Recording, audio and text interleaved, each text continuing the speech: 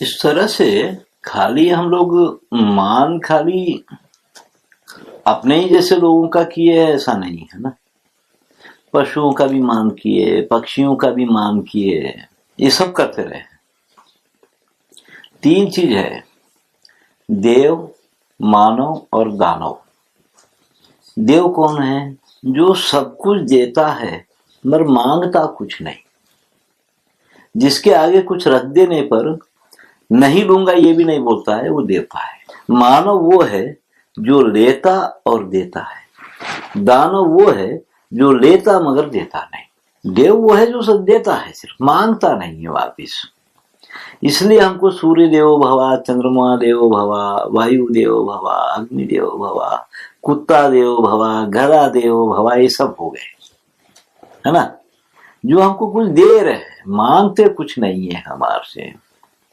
फिर मातृदेवो भवा, पितृदेवो भवा, आचार्य देवो भवा, ये सब रहा है। ये मांगते नहीं है। जिस दिन मांगे उस दिन उसका देवत्व खत्म। और तुम्हारी माँ तुमको बार बार एक बात बोल रही है, अरे 9 महीने तेरे को गर्भ में ढोई, इतना तेरा करी हूं मैं, तू मेरे लिए क्या कर रहा, करके ये बात बोले माँ, 2-4 बार बोलने के बाद में बोलता है कि हिसाब कर ले कितना करी दे देता हूं। वो जब तक नहीं मांगी उस समय तक देवता है। जिस समय तक आचार्य नहीं लेता था उस समय तक देवता है। जिस दिन वो पैसा लेने लगा, फीस लेने लगा, उसका मान खत्म। अब टीचर को कोई देवता नहीं बोलता है ना, खत्म हो गया उसका मामला। आचार्य को कोई अब देवता नहीं, पैसा ले रहा है तो फुकट में कर रहा है कि हमारे लिए क्या एहसान है, और इतना काम करवा रहा हमारे से, उसका फायदा उठा रहा, ये सब है ना। कम से कम ये सब दे रहे हैं, इनके प्रति अगर हम कुछ नहीं करते हैं तो कम से कम हम मानव भी नहीं रहेंगे। इसे कम से कम मानव बनना है तो इन सारी चीजों के प्रति कहीं ना कहीं तो आभार व्यक्त करना है ना, कम से कम मानव बनेंगे। इसलिए हमको ये सब है, जिसको बोले उसको करना।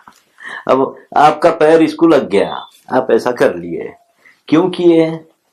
वो तो एक वस्तु है ना, मगर उससे हमारा बहुत कुछ चल रहा है ना, तो काहे के लिए ऐसा करना है ना। उससे बहुत कुछ चल रहा है हमारा, और उस पर पैर पड़ गया है हमारा, कम से कम इतना भी नहीं करेंगे तो कैसा। यहाँ कैसे पोला एक त्योहार होता है, पोला बैलों की पूजा होती है ना, पोला अर्पण होगा। तो बैल की पूजा कैसे होती है यहाँ पे कि एक दिन पहले बैलों के कोठे में जाकर के बैलों के पैर धो के टीका लगा के बैलों को ये बोलते हैं कि कल हमारे घर पे भोजन के लिए आना है, दावत के लिए आना है, ऐसा उनको बुलावा दिया जाता है। दूसरे दिन बैलों का बहुत अच्छा श्रृंगार करके बैलों को हनुमान के मंदिर और पोचवा के मंदिर पर ले जाते हैं, बाजे गाजे के साथ खूब धूम से बैल लेके निकलते हैं।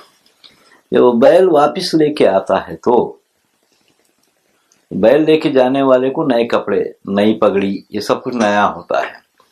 बैल लेके आया, बैलों की पूजा किए, जो पकवान बने हैं बैलों को नैवेद्य दिए, पूजा करके बैलों को एक बाजू करने के बाद उसको पहला भोजन करवाया जाता है, जो बैलों को लेकर के गया है उसका मान करके बैठा के उसका भोजन।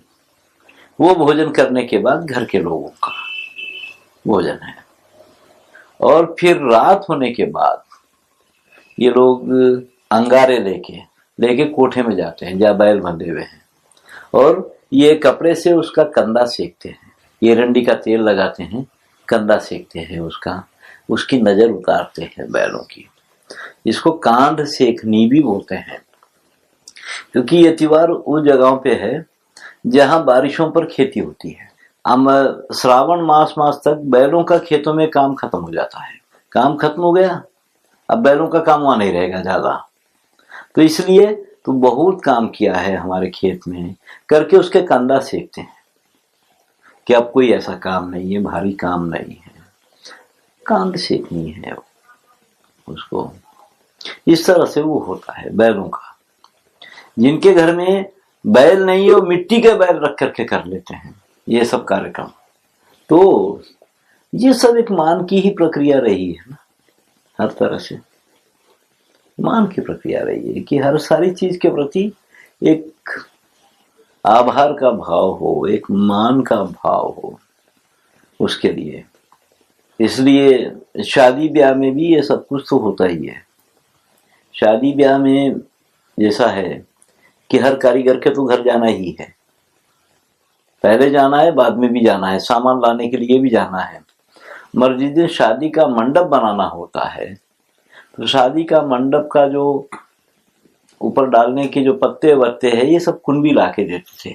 तो किसी को बोल दिए तो वो आ जाता था, रात में भोजन करके वो वहां सोता था। सुबह में ये लोग उसको सद्दी खाना बांध के देते थे, सद्दी मुर्दा ये है। और वो जंगल जा करके लेके आता था, वो झाड़ियां लेके आया तो काफी दूर अपने गली के कोने में ही बैलगाड़ी की पूजा, आदमी की पूजा, बैलों की पूजा करके उसको लेके आते हैं।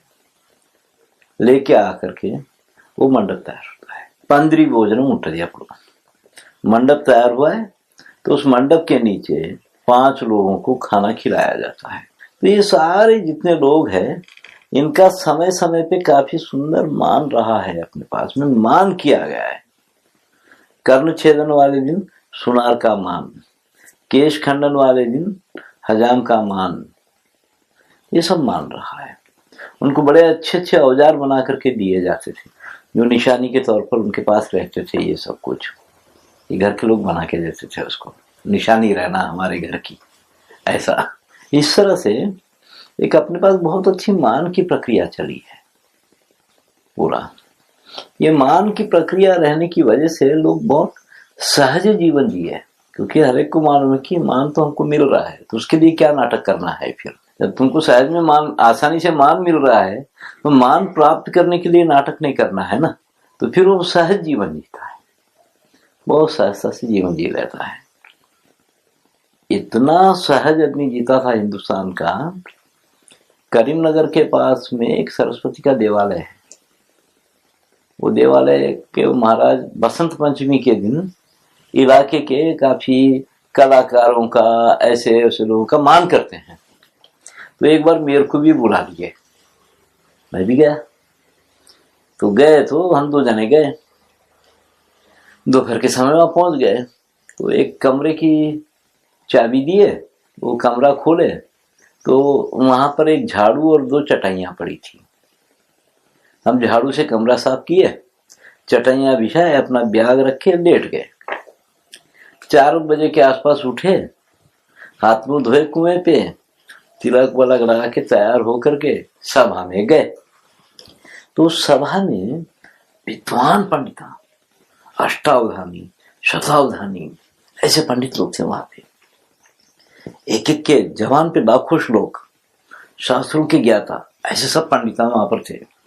काफी अच्छी चर्चा चली, सभा चली।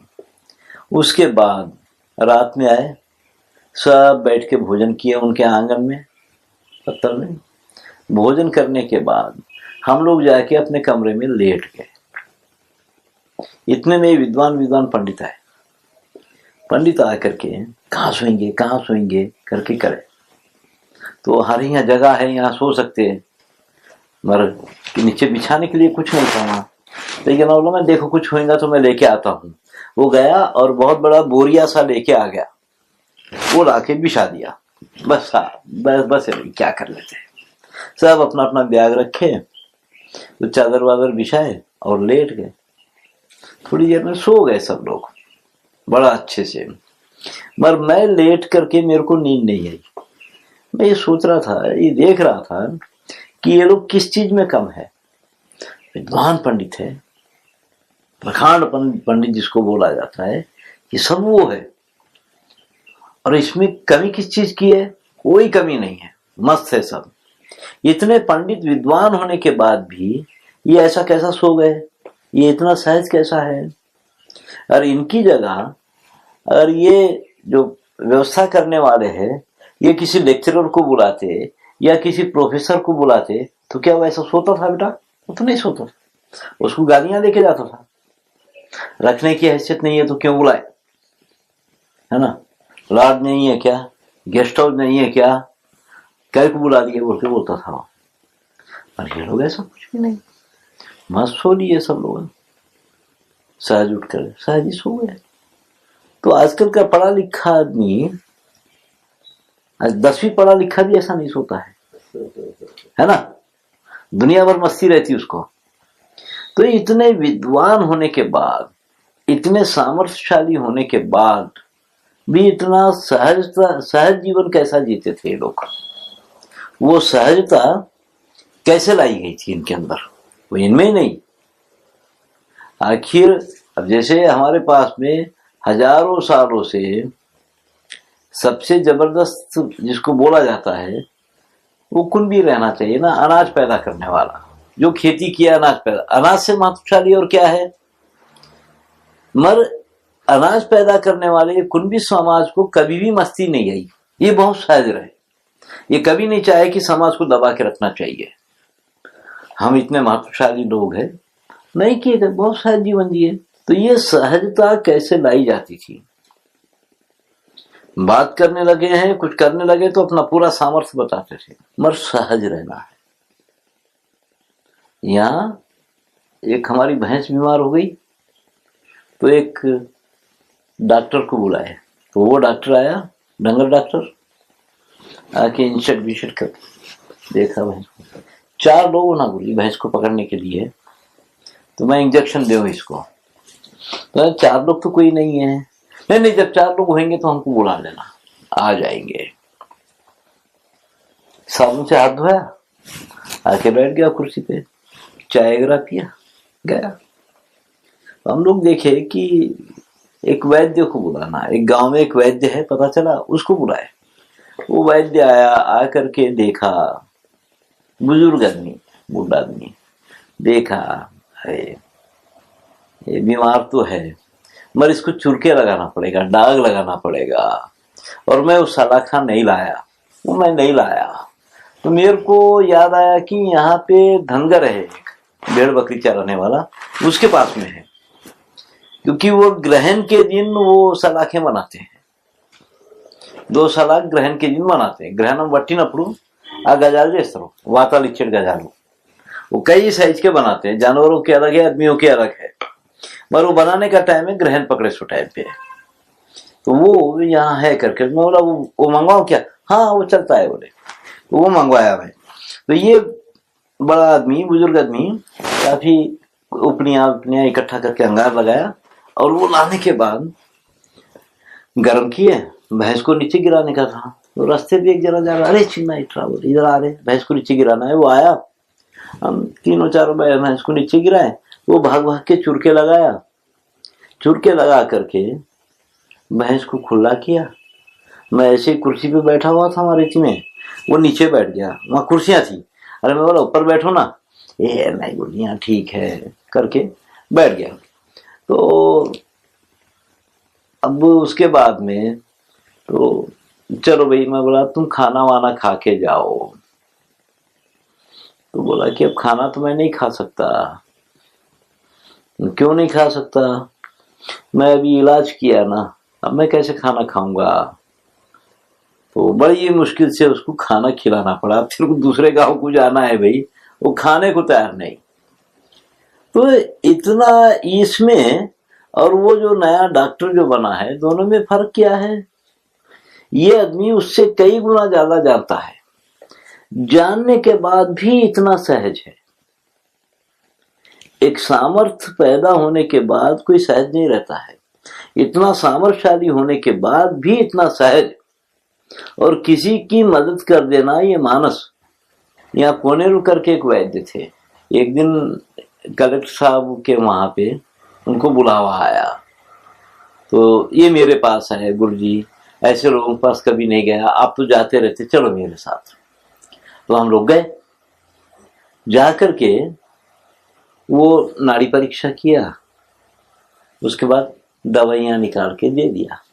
देने के बाद ये कलेक्टर की बीवी बोलती है कि आप लोग चाय पिएंगे ना? मैं तो पीता हूँ भाई चाय। दोनों बोले कि नहीं मैं नहीं पीता, आप चाय नहीं पीते हैं क्या? नहीं नहीं पीता हूँ मगर अब नहीं पी सकता। क्यों, अब क्यों नहीं पी सकते हैं? नहीं मैं दवाई दिया ना अम्मा, आप कैसा पीता? दवाई देने के पहले पी लेता था, मगर अब तो दवाई दे दिया, अब नहीं पी सकता मैं। अब तो आपकी गाड़ी में बैठ के भी नहीं जाऊंगा। हाँ, मरे मरे दोनों हम पैदल आए।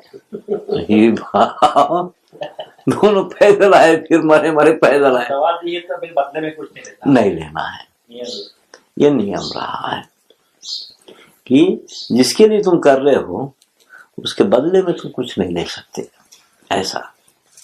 तो ये इतनी सहजता को ला देना आदमी के अंदर, वो हमारी पढ़ाई का कौन सा विधान था, वो सिस्टम को समझना पड़ेगा कि सामर्थ्यशाली होने के बाद भी वो सहज हो जाना है। तो हमारी पढ़ाई में तीन चीज जो बहुत महत्वशाली थी, प्रज्ञा, शील और समाधि, जिसकी वजह से आदमी शायद सहज हो जाता था।